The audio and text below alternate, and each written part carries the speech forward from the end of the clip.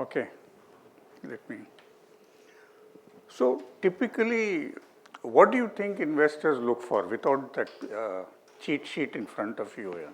What do you think investors look for when they want to, when they are looking at funding a particular company? Any ideas? Sorry? You have to shout out, please. Profitability. Okay, profitability is one thought. Then, Founders profile. sorry, Founders profile. founders profile. Another thought. Then, Market size. sorry, Market size. market size. Yes. Users. Who are the users? End users. Okay. Returns. Okay. Team. Team is what? Sorry, The team. the team. Okay. About the product. Okay. Good. So value, if I invest this, will it be of value? What? Okay. So every one of you is correct, but I think you have missed the crucial point. Investors basically fund the founders. They fund the core team. So if you had a brilliant idea with a huge market, highly profitable, phenomenal returns to they will not touch it with a 10-foot barge pole if they think that the investors are average. But if you have brilliant co-founders, but you may have an average or a slightly above average idea, but with fantastic co-founders, chances of success are there. Obviously, the best mix is when you have a great company, a great idea, or with all the potential of everything said, with fantastic co-founders. That is the ideal mix. But if I were to rank 1, 2, 3, fantastic co-founders with an below average idea, no. Fantastic co-founders with an average idea, reasonable chance of getting funded. And why do you think that is so? Why would they bet on the founders and not on the capability of the idea to generate profits, to be, or etc., etc., etc.? Why do you think that is so? We can change the system, but we don't change the founders. Sorry? We can bring in additional system to make it sustainable like that, but we can't change the founders. Okay. You'll be shocked at how many founders get changed, but we will come later. Because they are the driving force. They are the driving force. Good answer. Anything else? Execution is the major thing. So Okay. founders like fantastic. Good answer. Anything else? Somehow they found the way to make it profitable and Accountability. Very, very strong, passionate co-founders can, with the support of the investors, make an average idea very good. But with weak founders, the chances of the implementation success, the chances of understanding what the market potential is, understanding how to get there, becomes tricky. And hence they will not support that kind of a thing. So what do you need to make an investor think that this is a fantastic set of co-founders or founders, depending on the case? so complementary skills. Complementary skills, okay. But what skills? I think that is important first, no? What do they look for to say that, okay, this is a fantastic founder or a fantastic set of co-founders? Passion, okay. Also, the trustworthiness is important. Sorry? Trustworthiness is also important. How do you determine trustworthy in that first meeting, or in the first few meetings? The effort is there. So far, what they have done, the effort and everything. Their background. Okay. Expertise. The team where one can make and the So other can take. he started off on the right foot. After that, you guys are coming to passion. Anything else? Expertise. Expertise, okay. Then, How much they are ready? yeah, How to describe? Pedigree of our founders. Their academic pedigree also play a very important role. really? So if he comes from an IIT, he is brilliant. If he comes from another engineering college, no, I don't think so. We make this big thing about coming from IITs and things like that. The reason why startups from IITs, this is again my opinion, could be wrong. The reason why startups from IITs have a better chance is because of the support system they have. Not because the founder, because he has IIT background. Incidentally, I have an IIT background, so I shouldn't be cursing. And I'm not cursing, I'm just stating a fact. The support system in terms of the incubation cell and things like that. This is possibly the best incubation cell in the country, and I know a number of these incubation cells.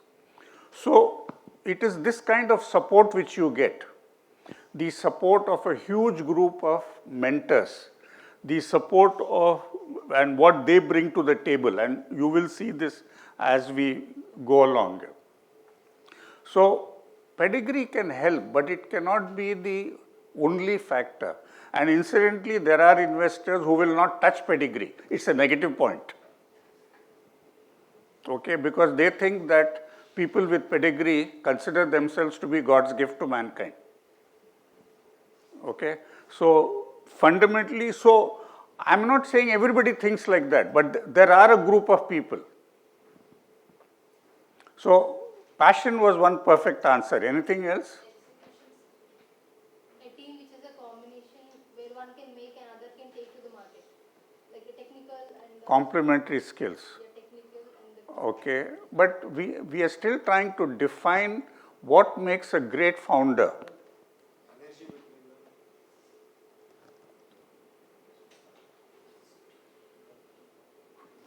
Energy, if you like that, they will not touch you.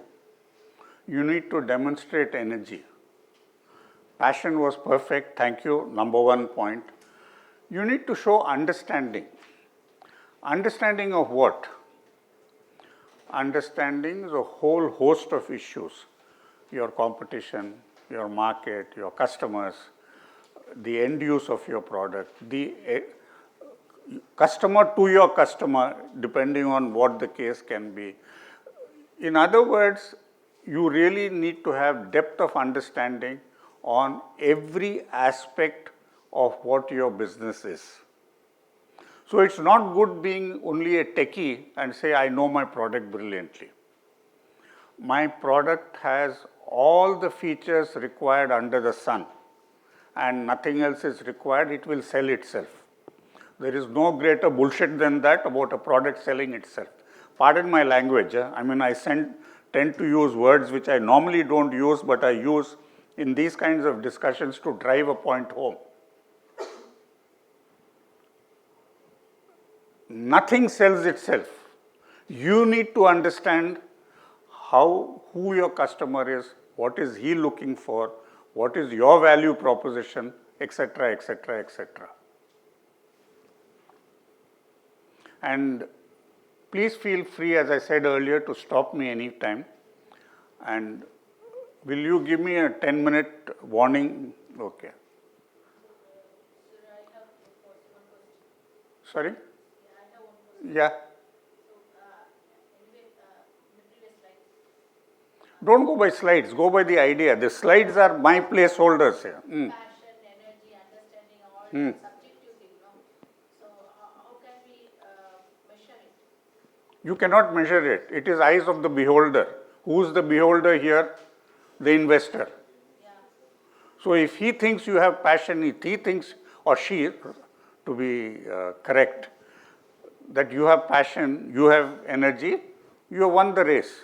If he thinks you don't have it. So I'll tell you what is passion. I'll come to that. I was supposed to ask how I could express it. Yeah. I'll come to that. So the question is, what is the problem you are solving? So once we have gone past the hurdle of being fantastic founders, and I hope and I expect everybody here are fantastic founders with energy, passion, understanding, etc., etc., etc. The next thing they look for is what is the problem you're solving. Okay. So let me pick at random. What is the problem you're solving? We solving, we actually reducing the time for the ophthalmologist to analyze the fundus image and detect more diseases in a small time. To reduce the time for what? Analyzing the fundus image, the retinal, Analyzing the retinal fundus image. retinal? Fundus image. Okay. So you reduce it by half a day, 1 hour, 1 minute, 1 second. Which actually used to happen 1 hour, and we actually make it in 2 or 3 seconds. And detecting more So diseases. what is the benefit to the end user? End user can save time and detect more diseases. What is the meaning of saving time? What is the benefit? He can take care more patients. They can? They can diagnose more patients. They can see more patients. That is the benefit. So the problem you are solving, is it a problem in your mind? Is it a problem in the mind of your friends or your team members? Or have you actually gone out and validated this with customers? So how many customers have you gone with your idea to? Say we have 3 total customers. You've gone to 3 customers till now, okay. How many have you gone to? Around 70. 70. Oh, okay. That's impressive here. How many have you gone to? 58. Again, very impressive. So all of you have gone above 50 here, or is there anybody less than 50? Less than 25? Less than 10. Around 10 doctors. 10 doctors. Okay. So there is this theory that the more customers you meet, the better is the chance that you will understand better the problem that you are solving.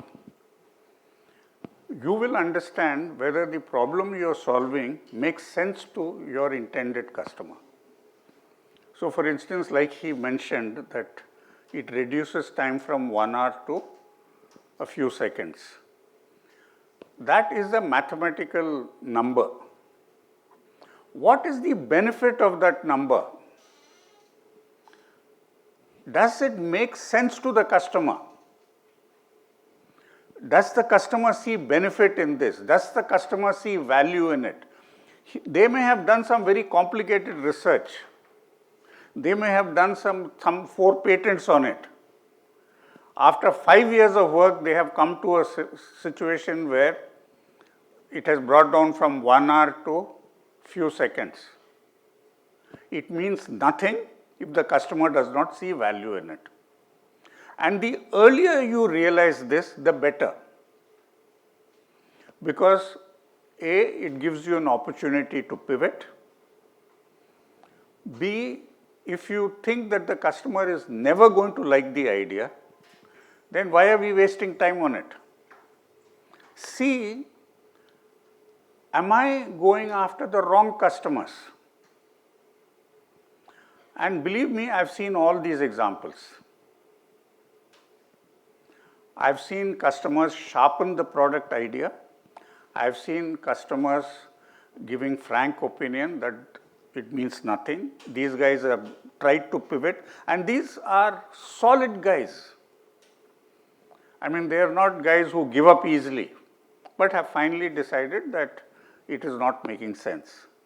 And third are the guys who have pivoted. How have they pivoted? You can pivot in multiple ways. You can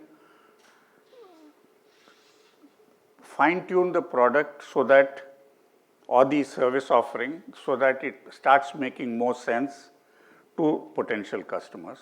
Or you could go after a different set of customers. Okay? So it is important that you meet as many customers as possible, as early as possible. This GDC program, how many of you have heard it? Okay. Do you meet the conditions for participating in the GDC program? We have recently completed I-Intect cohort 4. You have completed that. Okay. Okay, and how many customers you met? 85. What is their cutoff? 100. Okay. This is for another product we did 19 customers for among 30. Okay.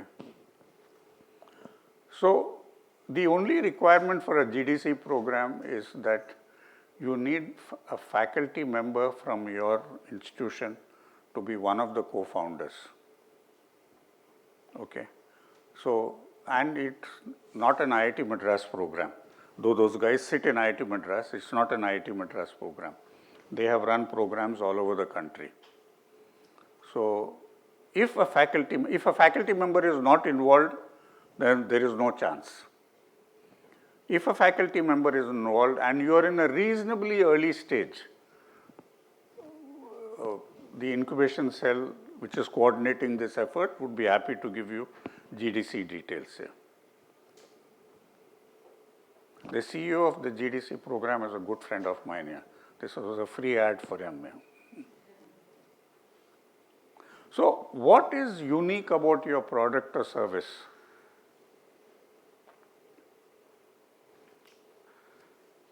Is it IP?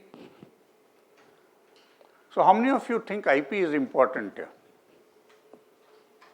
Okay. And how do you recognize IP, as a patent or as something unique?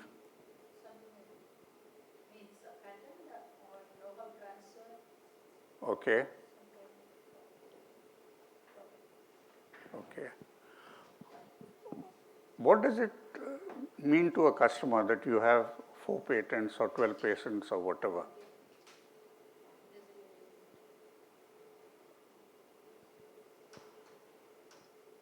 So, it's basically the differentiation of what you do or the new ideas you're bringing to the market, which makes sense, which is through the IP, not the IP itself, not the patent itself.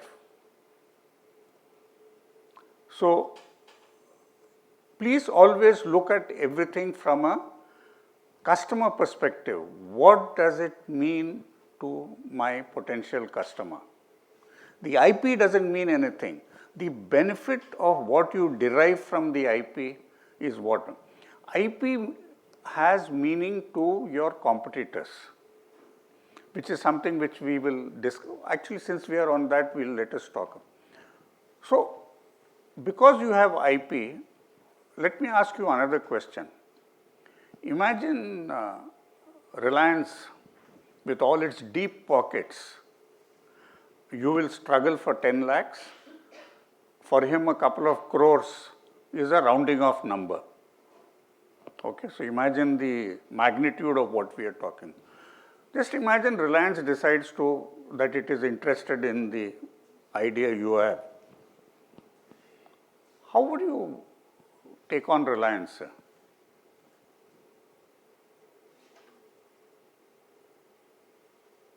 Incidentally, this is a question which will come. I mean, I just preempted this when you understand when we would come to that later when we, but since I used the word competition, I thought I would raise it now. Sorry? I have to go to the tribunal, I think, against the monopoly. I can't hear you, please. You need to say it. Just joking. I have to go to the tribunal against the monopoly. No, there is no monopoly. There is no monopoly in this.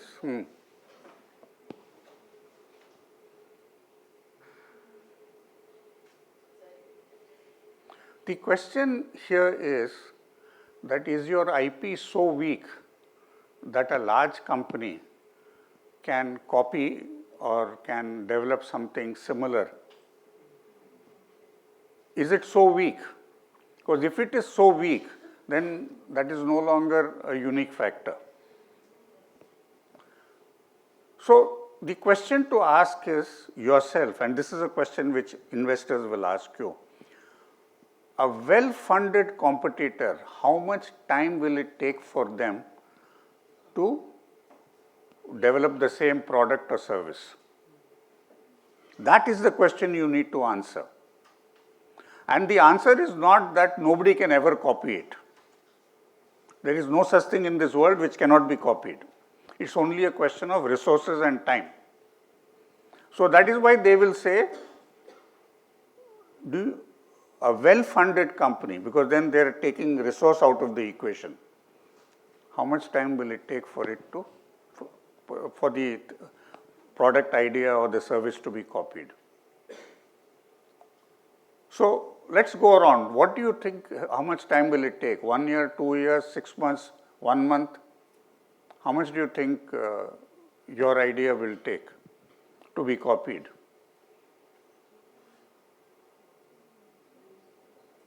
So at least they need 8 to 12 months. 8 to 12 months. Then, 1 year, sorry? 1 year or How did you come up with these numbers, 8 to 12 months, 1 year? So some random guess like, Sorry? so random guess how I am telling this 8 months is. The moment you use the word random guess, the meeting is over. I think like Ambani having money and time and resources pooled, so that I can do this much fast and hit the market. I'm sorry? I will think like Ambani that if I have these resources, this much money, this much time, I can do it and hit the market. Okay. That's how we calculate. No, but the question is different. The question is, how much time will it take for a well-funded company to come and copy your product or service? So there were a couple of answers here, 8 to 12 months, 1 year. How did you arrive at these numbers? Sorry. 7 years. 7 years. I don't think there's any product under the sun. It's a medical device which is implanted. Could be. My personal reading, there is nothing for 7 years. Yeah. So due to the regulatory requirements are very stringent. So as per the regulatory requirement, equivalent to 10 years of testing, the company need to test, prove, then only the regulatory authority will give an approval. So usually medical devices under high risk category Okay. has around 6 to 10 years of. I think you must say this for the benefit of everybody.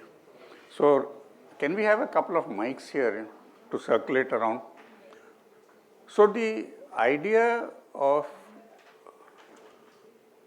regulatory issues, I think, is a very complicated thing, so let us not discuss that. I personally think there is nothing for 7 years, even the regulatory issues, but that's an opinion. So, okay. So let's talk of cases where there is no regulatory requirement. For us, it will be around 8 to 10 months if somebody starts to build it from scratch. Okay. So how did you arrive at 8 to 10 months? That is the question. So we are making AC units for refrigerated trucks, and that How did you arrive at 8 to 10 months? testings that helped us to make better decisions of our product. That took around this much of time, considering different ambients and all. So Okay. How did you arrive 1 year? so if you are working on some new technology, for myself drone logistics, so we used to try 2, 3 prototypes, and one design will work and we will launch it, right? So the other competitors, they need not to work on different things. So we would take inputs from our product itself and try to. So then why will it take 1 year and not 3 months? Even though the drone that we are making is like a 6-7 meter large wingspan drone, so it might take time for them to replicate it in the first run. So that's based on that, my research I have calculated. Okay. So this 1 year is an acceptable answer. Everybody knows that any product or service can be copied. The question to be answered is, how long will it take for somebody to copy it? So if you say 2 to 3 months, we have a difficult issue. But if you say 8 months, 10 months, 12 months kind of a thing, then I think the answer is acceptable. But acceptable under certain conditions. So if let's say you are here and somebody is on ground zero and this period is let's say 8 months and you continue to be here, then you are dead. Because this guy is heavily funded, okay, and in 8 months has reached here or in 10 months has reached here. So the trick is that you need to move forward. And as the Americans say it beautifully, you have to be ahead of the curve. Okay, so what does ahead of the curve mean? So you just can't say that I will keep moving, I will sort of improve my offering, I will do this.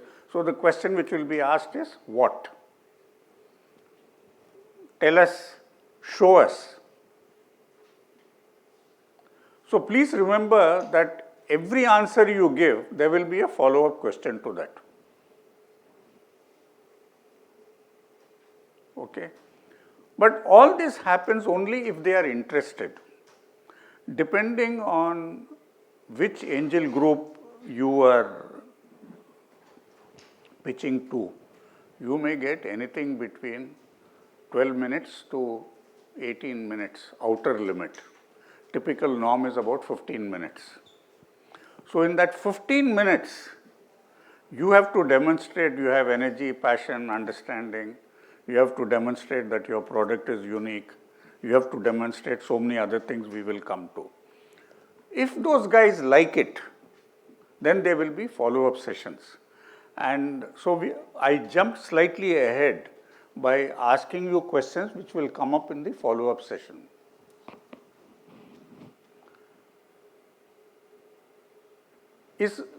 How important do you think is cost? It's the most important. Most important, okay. As the only differentiator or as an additional differentiator? Additional. What about cost as the only differentiator? It will have a heavy competition. Sorry? It will create a heavy competition.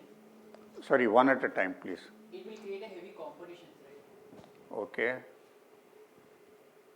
Any other reasons? Cost as the only differentiator? So positioning the product. We are mixing up issues. Cost as the only differentiator. Yes, sir. For example, in one class of products, all will be same cost. So if we cost in between, it will not sell. You are going to price now. Big difference between price and cost. If cost is the only differentiator, As a startup, I don't think cost being the only differentiator will be good for us. Because there may be many big players with extensive funding and operating incomes that they can also reduce their costs and provide the same, if not better, solutions at lower costs. if cost is your only differentiator, sorry, It will be perceived as a cheaper product. It will be perceived as a cheaper product. as a cheaper product.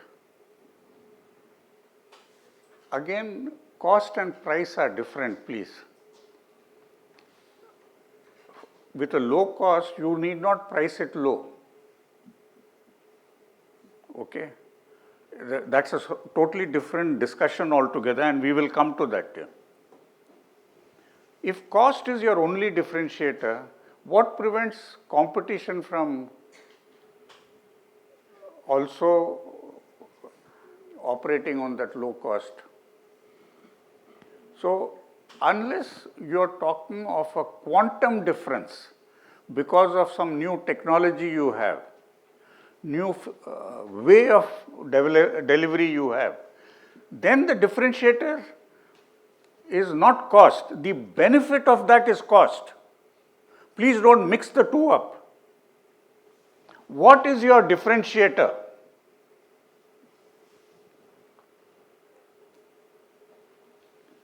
Is the business sustainable? How important is this? Really? Dunzo's loss is more than their turnover. I don't know how they achieve it, but they still achieve it.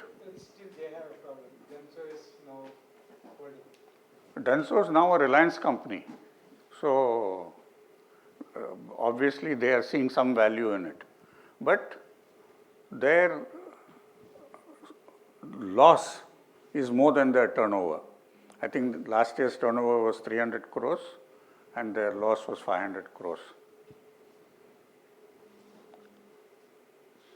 But we are all ordinary mortals out here. We don't have the kind of deep funding to sustain losses. And these days, even people who were willing to fund losses earlier are no longer willing to do it. So the question is my business sustainable? By sustainable, I don't mean that you have to make profit on year 1 or you have to make profit on year 2. You have to demonstrate that in a short period, I will start making profits. That is why unit economics.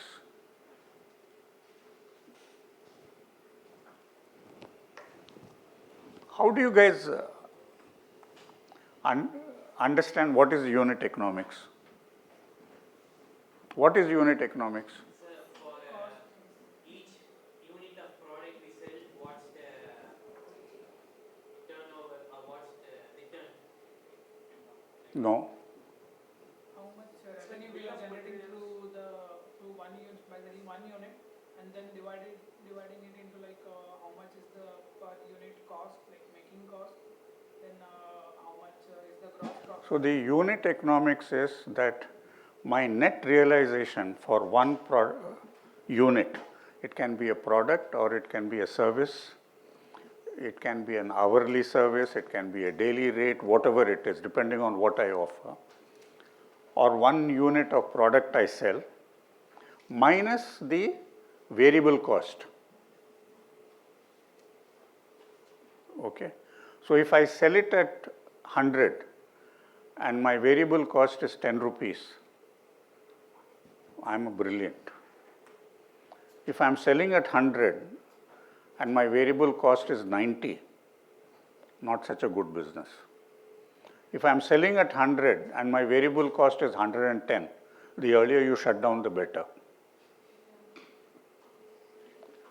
So, fundamentally, and this is one thing every Godam investor will look at. What is unit economics? Okay, because this determines whether you are going to be a profitable company or not. Incidentally, even the non-for-profit companies or the NGOs these days have to be profitable. Except that they don't declare a dividend, they put it back into their operation. And why do you think they need to be sustainable? I mean, this it doesn't affect you directly, but I'm saying this just to drive a point home. Why do you think NGOs need to be, or not-for-profit organizations need to be sustainable? To drive the purpose. Sorry? To drive the purpose continuously. To drive the purpose. To run their operations, to run their basic operations. Okay. Social impact projects, they should. For them to sustain. Fundamentally, all NGOs, all not-for-profit organizations don't have investors. They have people who contribute, donate. So let's take Cancer Institute in Chennai. How many of you have heard of it? Possibly the #1 cancer hospital in India today. What is its source of income? Zero. Okay? Because they treat every patient free, irrespective of whether he is a multimillionaire or the guy is a poor person. So what happens is that when they go out and ask their donors for some expensive scan machinery or whatever it is, the donor knows that he has to fund the operations also. So, not all donors want to do that. They may be willing to cut a 10 crore check for some massive equipment, but they want to be sure that the organization will not come back to me on an annual basis to run the operations. So, take Shankar Nethralaya for instance. Shankar Nethralaya is again a case where an average person on the street, not poor, walk in, they will get free. But if you and me walk in out there, they will charge you premium rate. So, their source, when they go for what you call donation, they can raise their hands and swear that I will not come back to you for operating expense. So, why did I go into this story? Not early days, in seed funding and all, it's not important. But when you go into subsequent rounds, if you are raising cash for funding losses, then you have one type of problem. It's not that you can't raise cash, but you have one set of problem. If you are raising cash for growth, then people look at you with a different set of perspective. They will look at you with and will be willing to give you higher valuation. Okay?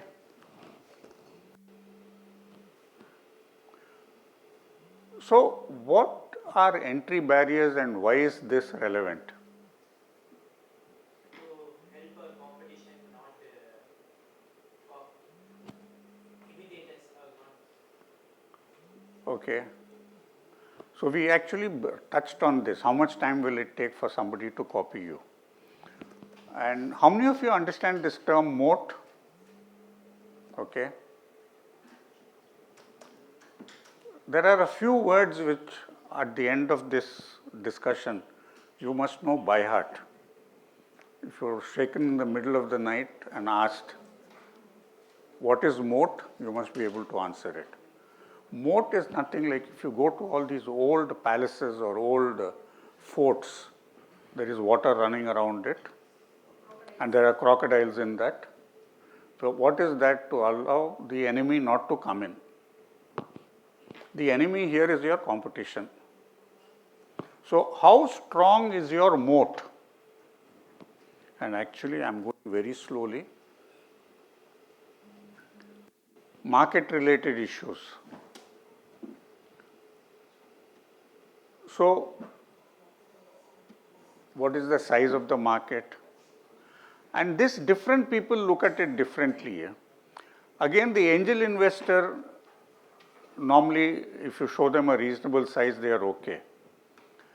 But I know of one case, an IIT Madras incubated company, when they went for their Series A funding and the market size, they asked what is the total market size, and this company's market was on a global basis, and they couldn't have done it overnight, but on a global basis was 7 billion and they could justify it.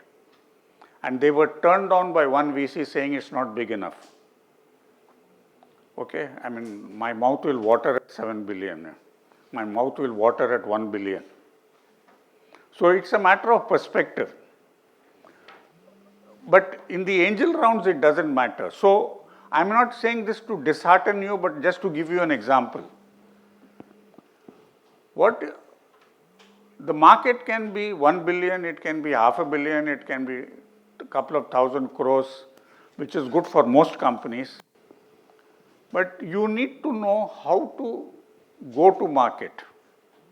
So I'm sure you must have had sessions on go to market and all. You have had in these 2 days? Okay. What is the traction you have achieved? What does this mean? That let's say you are going to raise funds in an angel round or a seed round, with only a product concept, a product idea, you will get one kind of investor. Some investors will not touch you. Some investors will be willing to do it because A, they are getting phenomenally low valuation, and B, they like the concept or the product or the idea. But if you have traction, what does that mean? That you have sold it in a few places. You will get much higher valuation. And if you have sold to credible people, you will get higher value. So, for instance, how many of you have L&T as a potential customer? I am just throwing a name like L&T. Everybody and his uncle recognizes L&T. So, if you have sold to L&T, it means that there is partial validation of what you are doing. Because if you have a repeat order from L&T, brilliant. Because it means that, so this is traction. So, a potential customer, big name customer, who is universally admired and recognized. Traction from some small guy is also traction. I mean, please don't, that you only have to sell to L&T. But I took the example of L&T to emphasize that bigger the name, better the traction. Repeat order, even from a small guy, is brilliant. They will want to understand how are you going to scale. They are not funding you to sell 5 units a month. I mean, unless they are some 3 crores per machine kind of thing. Then they are okay with 5 crores a month. But the question is, how will you scale up? So, if I am selling, let's say, my first year sale is, let's say, going to be 2 crores. My second year sale is going to be, let's say, 6 crores. They can live with that. What is year 3, year 4? So, have you heard of this hockey stick? Again, one term you should understand. Typically, a hockey stick is like this. Okay. So, your sales will be here. It will drop marginally till you figure what to do out, and then it will. So, they will want to see this hockey stick, and how are you going to get there? It's just not drawing a beautiful hockey stick for them. How are you going to achieve that? What are you going to do?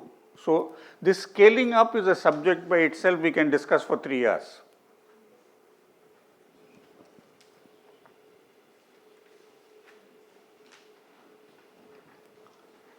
You heard of this minimum viable product concept, MVP?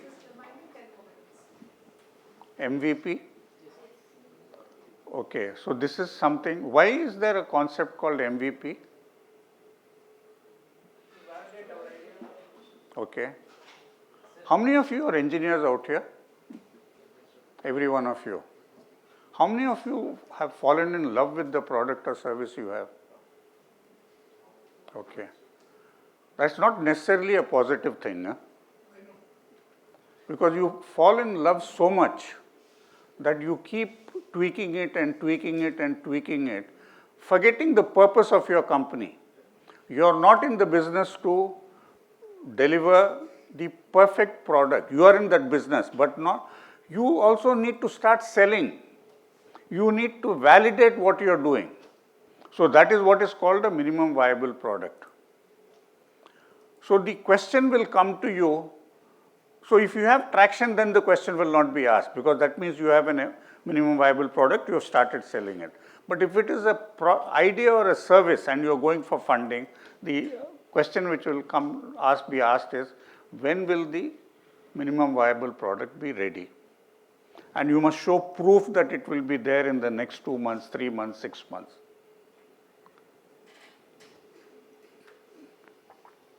Can the minimum viable product be scaled? So I have a lab prototype which works brilliantly. Does it mean that When I start mass production, will it work? Okay. So what are you doing to ensure that when you go into mass production, it will work? Sorry? Field trials before you like in test. Field trials is, you need field trials, but what do you, how will you ensure that your product is such that you will be able to produce it in bulk? There's a whole branch of engineering for that. Again, we could take a 1-year course on that. But please remember that this is something which you will have to demonstrate. You will be asked that when you go into bulk production, how will you ensure that the quality of what you deliver? See, when you make 1 or 2 in the lab, you are an artisan. You are not a manufacturer. You know what is an artisan, no? A person who creates individually by hand. So your capacity is how many can I individually create? So none of us in a startup should be artisans. We must know how to bulk. So when I start producing bulk, the issues relating to quality and things like that, how would I manage? It comes back to founders. What is your depth of understanding of some of the topics I have raised? This is not an exhaustive list. It is an indicative list. So, if I wake you up in the middle of the night and ask you who are your competitors, how will you atone that threat? What is the size of the market? Will you be able to open your eyes and start spouting the numbers? How do I show energy? Energy is at the end of the day a difficult thing to, but if you present something that I am cheerful, I am able to take all the questions, I have all the answers ready, not only are you demonstrating passion, you are also demonstrating energy. If you flounder, if you start thinking when the questions are being asked of you, it means you are a low energy person. So the confidence comes out of what? It doesn't come out of my ability to smile, my ability to run up and down. That is not energy. The energy is the confidence I have of understanding every issue relating to my product or service. Okay?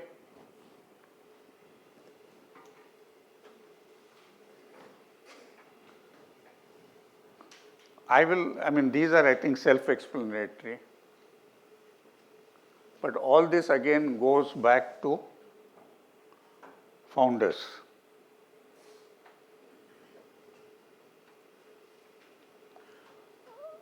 I skipped all that just for you to understand this. So let's say you need 3 crores of cash or 2 crores of cash. And your valuation, let's say, is agreed upon at 10 crores. So how much have you given away? 20%.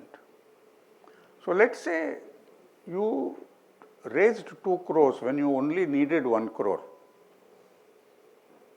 Why would you raise an extra 1 crore and give away 10% of your company? Because the next round, hopefully, will not be at 10 crores, but will be at some 40 crores. So that 1 crore which you did not need, which you could have raised in round 2, would have actually been raised at what valuation? 2.5%. Am I right? This is pure math. So please raise only as much as is required. Maybe put 20%, 15%, 25% as to how adventurous you are or how conservative you are over that. If you needed 5 crores and your valuation came at 10 crores, you have given 50% of the company away. This incidentally has long-term implications.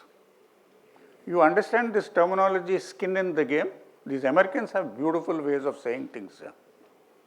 Skin in the game. How much do people understand this terminology? Okay. This is again a term you will hear when you start raising money. In the subsequent rounds, they want founders to have some reasonable stake left, and that is skin in the game. What does it mean? Let's say you have only 3% left when you are raising Series A or Series B or something. You could walk from the company because you have no skin in the game. Whereas if you had, let's say, 25% left, and the valuation at that time was, let's say, 200 crores. Hopefully it will be much higher, but my math is weak, so I'll. So 25% of 200 crores is 50 crores. You will not leave 50 crores on the table and walk. If you had 3%, 6 crores, and if things start becoming difficult, you will not leave 6 crores easily, because that's also big money. But if things start getting very difficult, you will say, what the hell am I taking all this pressure for? So they don't want that situation, because comes back to that old question. They are not funding the company, they are funding you. So remember that skin in the game, which makes that crucial for you to realize how much you want. Sources, I mean, this is, I think, self-explanatory. Friends and family, I guess all of you started with friends and family. Angel funds, HNIs. HNIs and angel funds are not mutually exclusive. HNIs are in angel funds. There are HNIs who operate independently also. And then VCs. VCs by and large are not early stage. These days there are a couple of guys who have very specific funds for early stage. So you need to go to those VCs who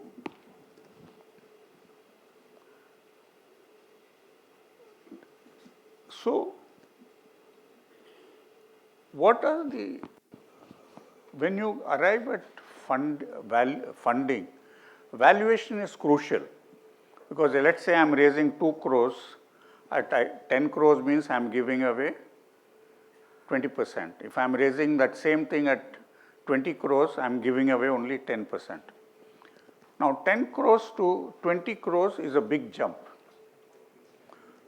So it is possible for you to negotiate, and that negotiation is nothing but who is more powerful sitting there. And by and large, it will be the guy writing the check. There is this author called, or researcher called Aswath Damodaran. He is supposed to be the world's guru on valuation. And Aswath Damodaran himself in his book says that there is no proven, foolproof method of valuation. I mean, he has a number of models, but at the end of the day, who needs the other person more? Okay. So 3 years back, when Swiggy and all were raising money, everybody and his uncle was chasing Swiggy. Today, Swiggy, if it raises money, is coming on a down round. That is, last time if it was $6 billion or $10 billion, this time it is $8 billion. Who needs who more? Same thing applies for a startup. So it is for you to sell as hard as possible to get that valuation. But there is an instrument called CCPS. This is approved instrument in India. It's called compulsorily converted preferential shares. It's nothing but a preference shares from in a listed, but this is compulsorily converted. So what are you doing? You're postponing the valuation date. So there are some angel funds which are willing to do that. So what they will do that on certain conditions. So they might say, if you hit this turnover, if you do this, if you do that, I will agree to a valuation of this. The other one could be that subject to this floor, subject to this cap, I will do the next valuation at a 30% discount. That means, let's say you have agreed at a 15 crore cap, and the next round they raise at 20 crores, or you raise at 20 crores. 30% means 14 crores. But if you raise at 50 crores or 40 crores, what does it mean? 30%, 28 crores is higher than the 15 crores cap, so it will be at 15 crores. You get my point? And there can be any number of permutations and combinations on that. If it is applicable, if any of you here are in molecules or in pharma or pharma related, no, then you can go after people like BIRAC, which will give you grants. You should try and take grants as much as possible. There are public sector organizations which give you grants even for engineering things. As long as they don't put ridiculous conditions that you can only sell through me, buy through me and all that nonsense, grants are a great thing. Because why is it a great thing? Because it is non-dilutive.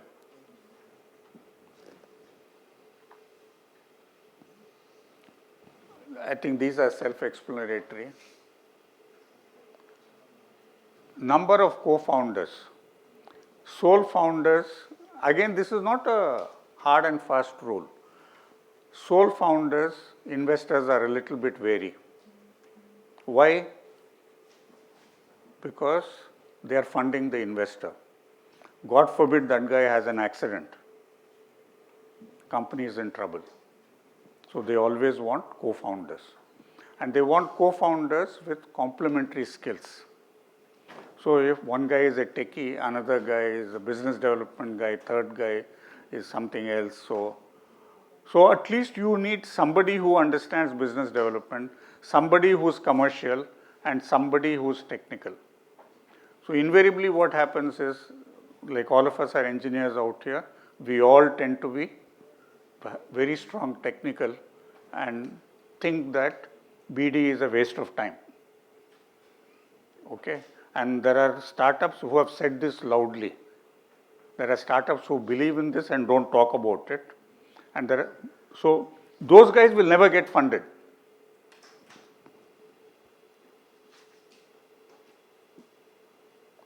Okay, I think since you're going to get this, all this, I think. The only point I would like to emphasize before we end this is, in this journey of yours, you are going to be doing a lot of new things every day or every week. You don't need any support technically because that is your strength. But you guys have zilch understanding of what are contracts. You have zilch understanding of legal aspects. For God's sake, do not do this on your own. Talk to somebody whom you trust. Talk to a mentor who himself has. So let's say I'm a technical guy and I'm your mentor. I'm not the guy you should talk to because I have no understanding of contracts. Why is understanding of contracts important? Because you could be signing away your life with some potential distributor or some potential end user without understanding the fine print there. without that guy, so I have seen contracts where you have given exclusivity to a guy, there is no minimum obligation on his part. So whether he sells 50 lakhs, 1 crore, 3 crores, he enjoys exclusivity. There is no time period. So to get that contract legally thrown out is next to impossible. So you need to have an understanding. So over a period of time, you will develop these skills. At least you will develop the red flags. But always better to talk to people whom you trust. And they are not necessarily lawyers. Lawyers are great at whereas, whereof. This is legal jargon. You need people who understand contracts from a business perspective. And so many other skill sets. Okay, on that note, thank you very much. I'm sorry we had to rush it in the end. But as I said that this can be a half an hour session, it can be a 3-hour session. I think with you guys, we would have gone on for 3 hours.